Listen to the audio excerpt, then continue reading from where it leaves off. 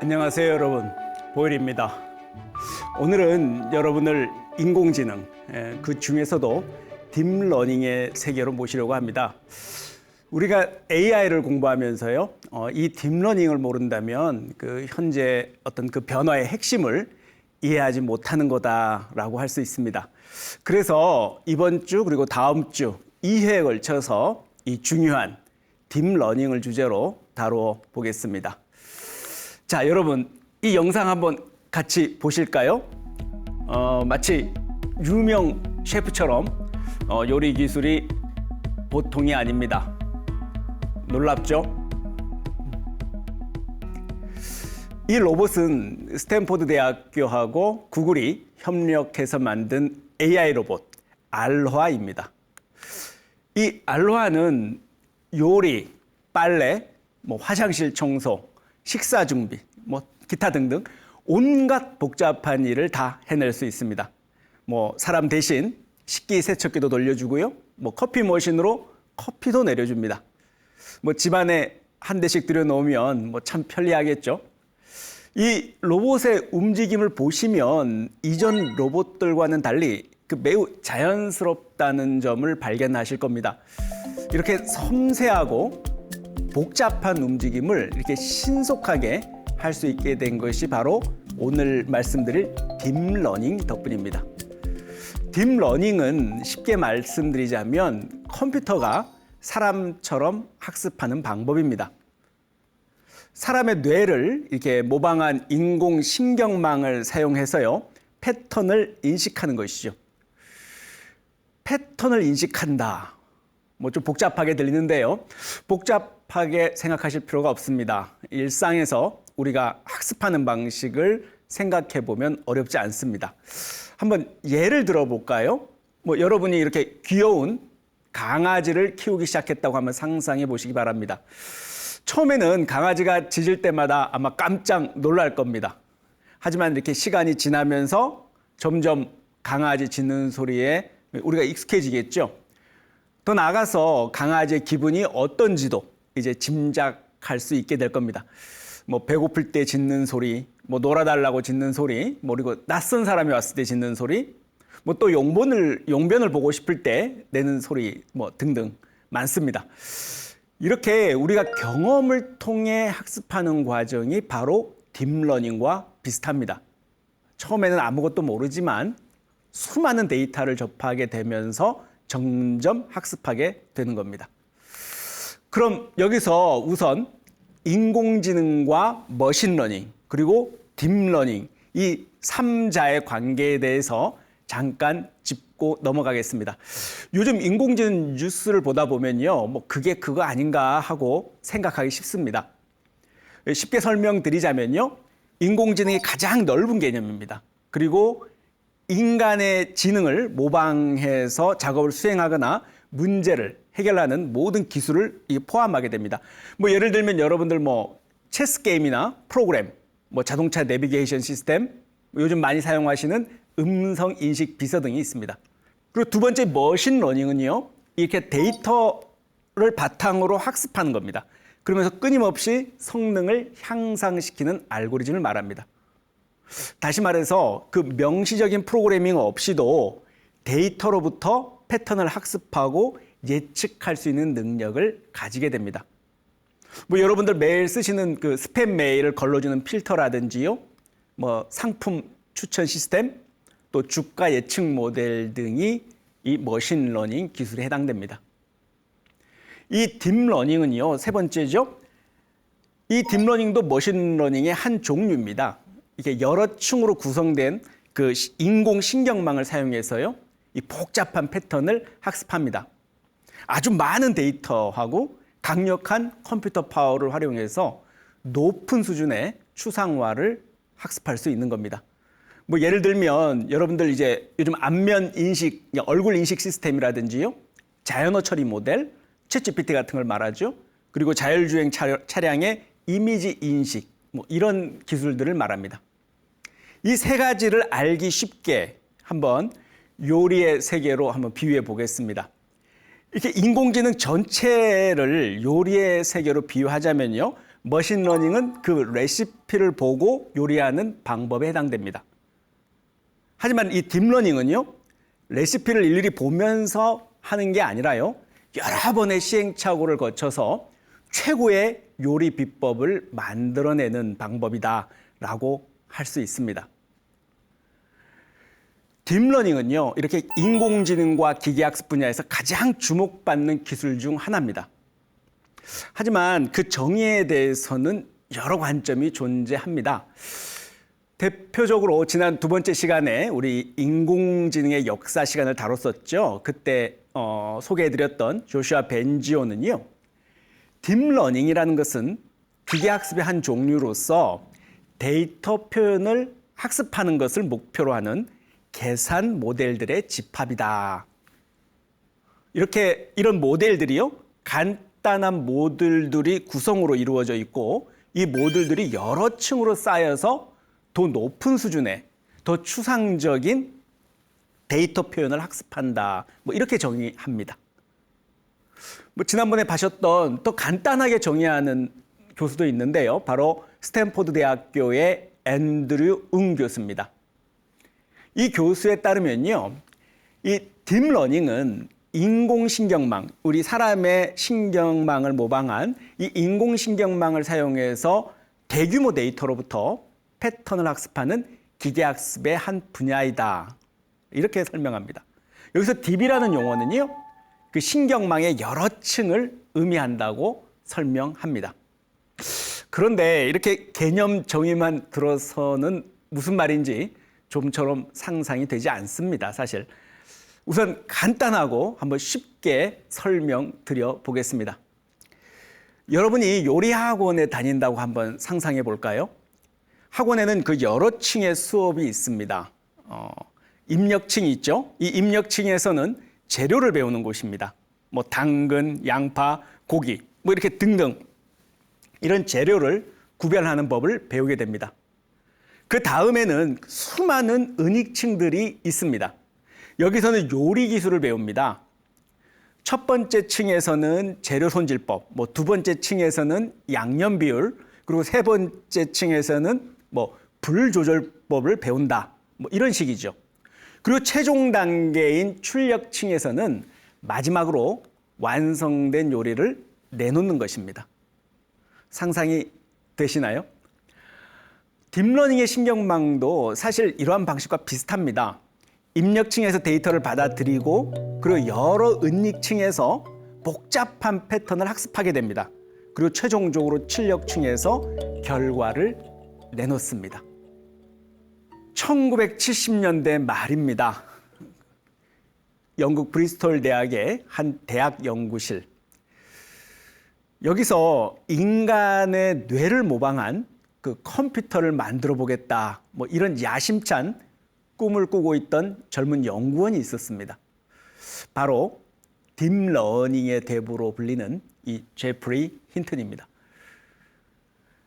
그의 동료들은 그를 마치 미친 과학자 이런 식으로 불렀습니다. 하지만 제프리 힌튼은 개의치 않았습니다. 그는 자신의 아이디어가 언젠가는 세상을 바꿀 것이라고 확신했으니까요. 1980년대 인공신경망 연구는 한겨울을 맞이합니다. 많은 연구자들이 이 분야를 떠나게 되죠. 하지만 힌트는 포기하지 않았습니다. 그는 캐나다로 건너가서요, 토론토 대학에서 연구를 이어갔습니다. 그 무렵에 많은 대학과 연구기관에서 이 인공신경망 연구에 대해서 지원을 줄이거나 중단했었습니다. 이런 상황에서 이 제프리 힌튼 교수는 자신의 연구를 계속할 수 있는 새로운 환경을 이렇게 찾고 있었습니다. 그러한 인공지능의 겨울임에도 불구하고요, 당시 캐나다 정부에서 1980년대 들어서면서요, 과학기술 연구에 대한 지원을 확대하게 됩니다. 특히 인공지능과 같은 첨단 기술 분야에 대한 투자를 늘리게 되죠. 이게 힌튼 교수가 자신의 연구를 위한 자금을 확보하는 데 도움이 됩니다. 힌튼 교수는 바로 몬트리올 대학으로 가게 되는데요. 당시 몬트리올 대학은 새로운 아이디어에 대해서 매우 개방적인 태도를 가지고 있었습니다. 특히 인지과학, 인공지능 분야에서 혁신적인 그 연구를 장려하는 분위기도 있었고요. 이러한 환경이 힌튼 교수의 이 비전통적인 연구 방향과 잘 맞았을 겁니다. 이 몬트리올 대학은 컴퓨터 과학이나 심리학, 신경과학, 기타 등등의 다양한 분야의 연구자들이 협력하는 환경을 제공했습니다. 제프리 힌튼 교수는 이런 학제 간 연구가 인공신경망 발전에 중요하다고 믿었기 때문입니다. 1986년이 돼서요, 이 제프리 힌튼과 그의 동료들이죠, 역전파 알고리즘이라는 그 알고리즘을 발표하게 됩니다. 이 역전파라는 게요, 그 신경망의 가중치를 조정해서 오차를 이렇게 최소화하는 방법입니다. 하지만 당시에는 큰 주목을 받지 못했습니다. 그 당시까지만 해도 여러분들 아시다시피 지금처럼 컴퓨터 환경이 또 성능이 충분히 좋지 않았기 때문입니다. 힌트는 자신의 연구가 빛을 발할 날을 기다리면서 묵묵히 기다리고 있었죠. 2006년이 되면서요, 이 제프리 힌트는 두 명의 공동 저자와 함께 그 유명한 심층 신뢰 신경망에 관한 논문을 발표합니다.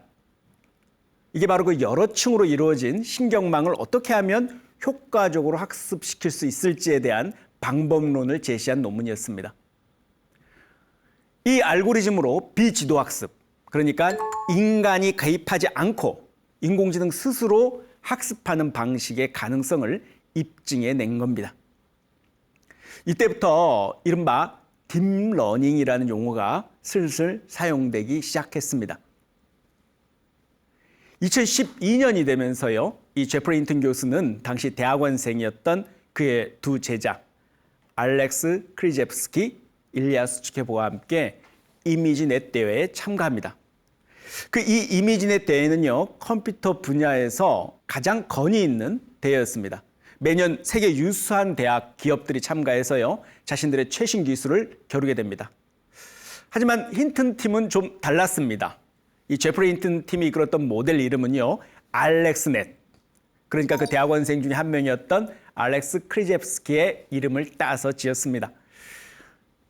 이 힌튼 팀은요, 놀랍게도 참가하자마자 다른 팀은 물론이고요, 이전 대회 우승자들의 성적과도 비교가 안 될 정도로 압도적 성능으로 우승을 차지합니다.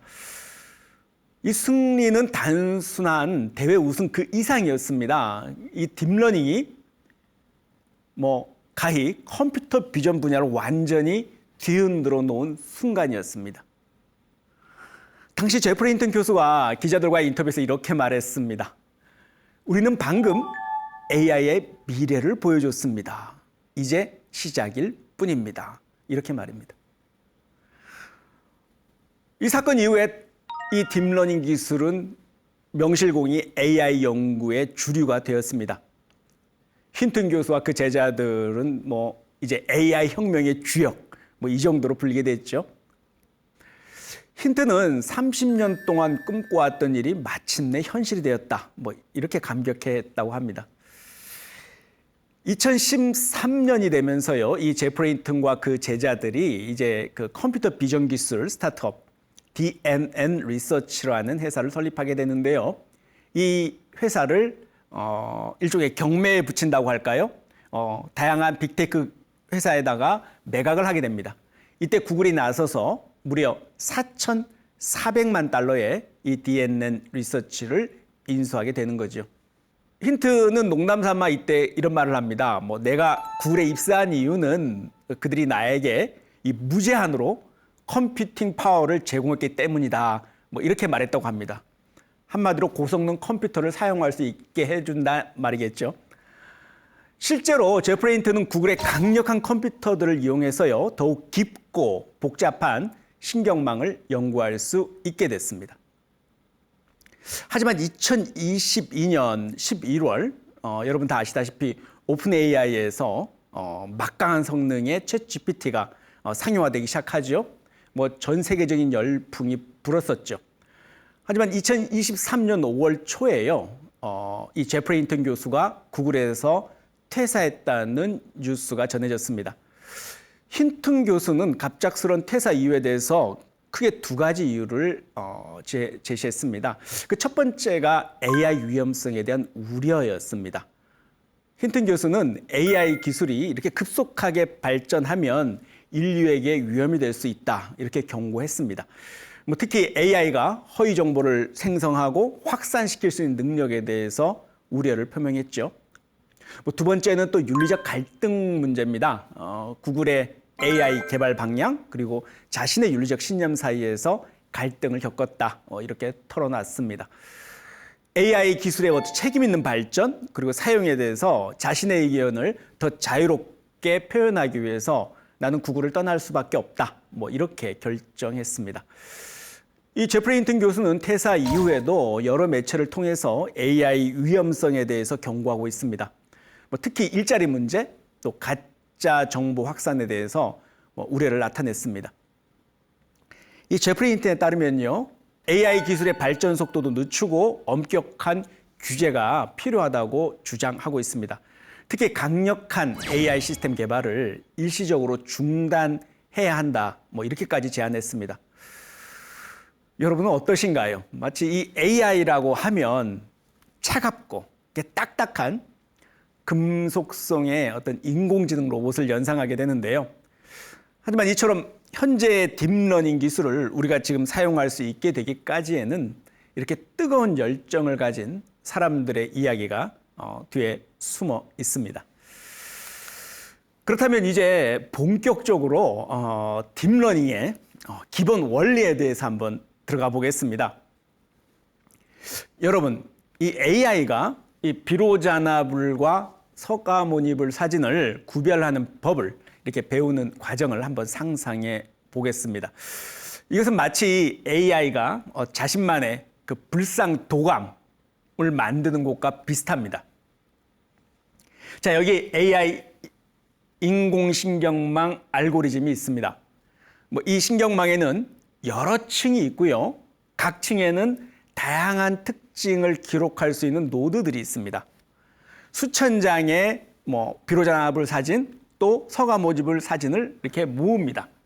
그래서 각 사진에는 비로자나불 또는 석가모니불이라는 라벨이 붙어 있죠.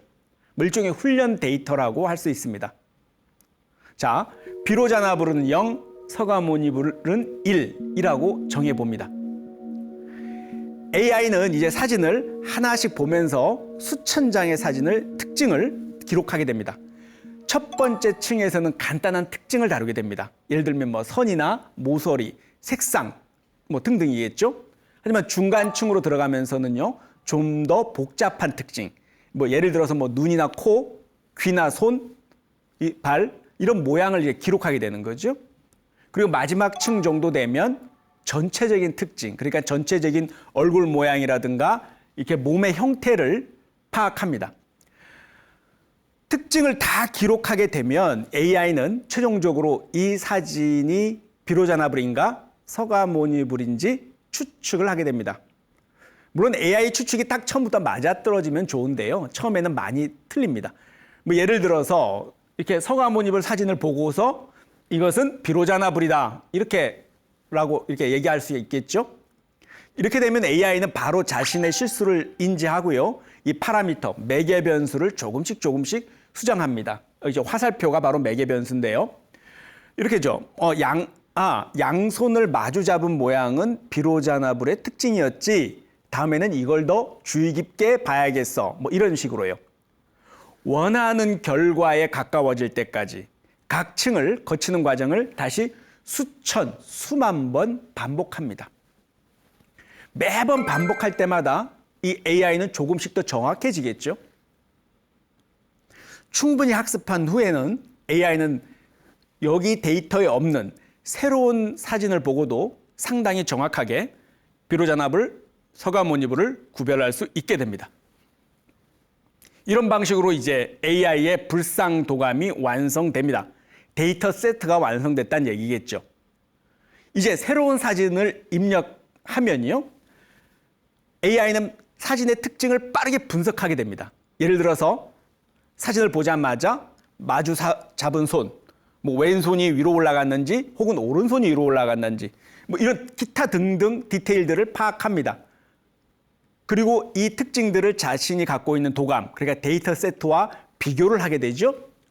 그러면서 가장 유사한 불상 사진을 선택해서 답을 냅니다. 뭐 출력값이 0에 가까우면 비로자나불, 1에 가까우면 서가모니 불입니다. 이렇게 해서 최종 결과가 나옵니다. 뭐 이 사진은 90% 확률로 비로자나불일 것입니다. 라는 식으로 말입니다. 이것이 바로 딥러닝의 기본 원리입니다. 뭐 복잡해 보이긴 하는데요. 결국은 많은 예시를 보고 실수를 통해서 계속 학습하면서 자신의 지식을 수정해 나가는 과정입니다. 이건 마치 우리가 새로운 것을 배울 때하고 뭐 유사합니다. 앞에서 제가 딥러닝의 학습 과정이나 우리가 강아지가 짖는 소리에 대해서 그 패턴을 익혀가는 방식과 이렇게 비슷하다 이런 말씀을 드렸습니다. 여러분, 우리가 무언가를 배우는 것을 우리가 학습이라고 하죠. 그렇다면 이 학습이라는 게 뭘까요? 이 학습이라는 것은요, 여러 경험을 통해서 이 패턴을 얻어내고 우리의 다음 행동에 영향을 주는 것이라고 할 수 있습니다. 딥러닝 모델도요, 이렇게 계속 시도하고 실패하고 수정하고 반복하면서 점점 더 정확한 결과를 내놓게 됩니다. 뭐 현재 여러분 많이 사용하시는 것처럼요, 이 딥러닝이 정말 다양한 분야에서 활용되고 있습니다. 뭐 몇 가지 재미있는 예를 들어볼까요? 뭐 여러분 인스타그램 같은 소셜 미디어 앱에서 그 사진 속 친구의 얼굴을 자동으로 태그해 준다든가, 뭐 이게 바로 딥러닝 덕분에 이루어지는 거죠. 마치 여러분이 반 친구들 얼굴을 익히는 것처럼요, 딥러닝 모델도 이 수많은 얼굴 사진을 보면서 학습하는 겁니다. 또 있습니다. 우리 스마트폰 음성 비서가 뭐 여러분의 말을 이해하고 대답하는 것. 뭐 이것도 딥러닝 기술입니다. 마치 뭐 외국어를 배우는 것처럼 이 딥러닝 모델은요, 수많은 대화를 듣고 언어를 학습하는 겁니다. 이렇게 오늘날 이렇게 딥러닝은요, AI 혁명의 중심에 있습니다. 뭐 음성 인식, 이미지 분류, 자연어 처리, 뭐 다양한 분야에서 놀라운 성과를 내고 있습니다. 앞서 소개해드린 우리 제프리 힌튼 박사는 이제 AI의 대부로 불립니다. 하지만 그는 여전히 겸손합니다. 우리는 아직 인간의 뇌에 비하면 아무것도 아닙니다. 앞으로 갈 길이 멉니다. 라고 말합니다. 제프리 힌튼의 이야기는 한 과학자의 끈기와 비전이 어떻게 세상을 바꿀 수 있는지를 보여주고 있습니다. 그의 깊은 여정은 아직 끝나지 않았습니다. 이 딥러닝의 미래 또한 여전히 깊고 넓게 펼쳐져 있겠습니다. 시청해 주셔서 감사합니다. 성불하십시오.